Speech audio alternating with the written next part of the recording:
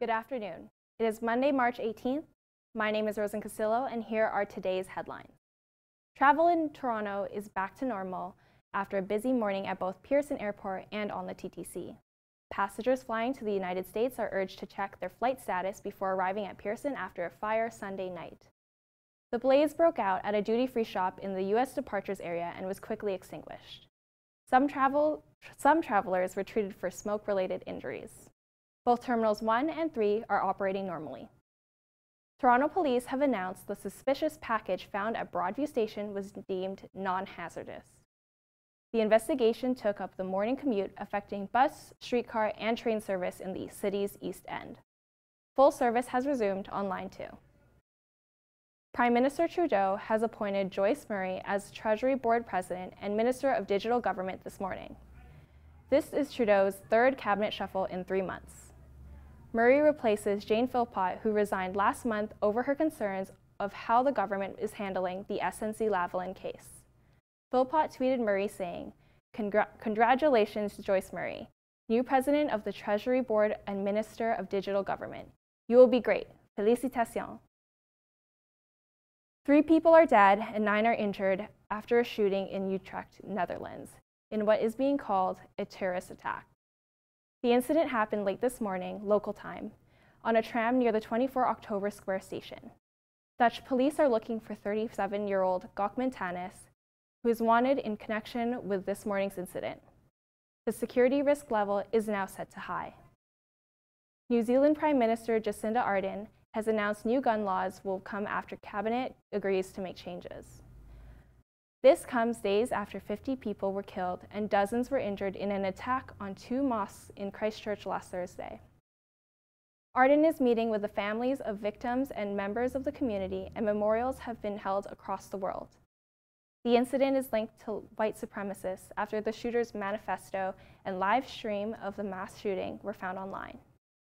28-year-old Brenton Tarrant of Australia was charged with murder during a court appearance on March 16th. Tarrant will be back in court on April 5th. Those are your news headlines for today. Now to Clement Go with today's entertainment news. Thanks, Rosen, and welcome to this next brief. I'm Clement Go with your daily slice of what's happening in your world of entertainment. Performers, viewers, and schools felt like winners at last night's Juno Awards. The annual event celebrates Canadian music with a diverse set of winners taking home awards across the country. This year's ceremony was in London, Ontario, hosted by singer Sarah McLachlan. Artists like Shawn Mendes took Album of the Year, while a fan choice was given to Avril Lavigne. The biggest award went out to Corey Hart, who is inducted in the Canadian Music Hall of Fame. He also ended the show through a performance of some of his biggest hits, including Sunglasses at Night. At the Junos Gala dinner, Jeremy Dutcher received the Indigenous Album of the Year. He was also given extra time by another band to talk about reconciliation and expressed his values for Aboriginal communities across Canada. Reconciliation. Reconciliation. It's a lofty goal. It's a dream. And it doesn't happen in a year. It takes time. It takes stories. It takes shared experience. It takes music.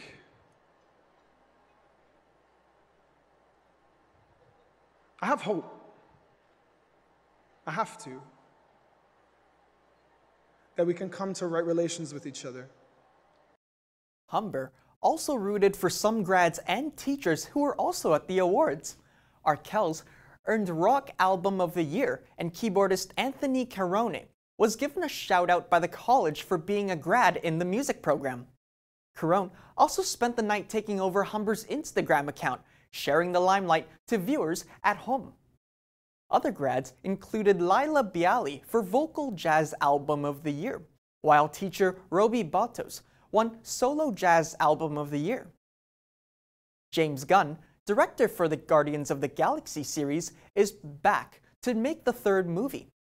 Disney reinstated him last Friday after he was removed for making inappropriate tweets almost more than 10 years back. Fellow cast members such as Dave Bautista joined fans online to voice their support for Gunn, who called for Disney to reconsider. It was also reported that Gunn met with executives at several points before he was brought back on to direct Guardians of the Galaxy Volume 3. Gunn tweeted in a statement thanking supporters and appreciated the decision for his return. This also means Gunn has the green light for production of Guardians 3, which could start as soon across 2019. A bodybuilder took the title of husband and the first winner of Arnold Schwarzenegger's strongman competition. This all took place over a single weekend, while the actor was there for Rob Kearney when he married Joey Alexio in Australia. The Terminator actor also went on Twitter to express his happiness for the couple and was praised by the online community for his support. In its second week, Captain Marvel earned almost $70 million in box office revenue. The newest addition to the Marvel Cinematic Universe is also beating out other superhero films such as Captain America the Winter Soldier, Ant-Man and the Wasp, and even Iron Man 2 in lifetime earnings. So far, the film is building up to $760 million in total ticket sales across the world. Captain Marvel follows pilot Carol Danvers as she is whisked away in space. There, she gains superhuman abilities and joins an elite group of warriors to save the universe. And that's your latest for what's going on in entertainment. I'm Clement Go, and for more on these stories, check us out on our website at skedline.com. It is March 18, and this is what is happening on the world of sports today. Defeating the Seoul Cougars past Sunday, Humber Hawks men's curling team is one win away from joining the medal round on the 2019 CCAA Curling Championship. Next match is today against Lakeland. The battle will set which team goes home. 18-year-old Bianca Andreescu has her first WTA title after defeating Angelique Kerber during the BNP Paribas Open final on Sunday. Adding her last win, Andreescu has on her pocket 28 of 31 matches this season. On the WTA Tour rankings, Andreescu is expected to rank 24 on Monday.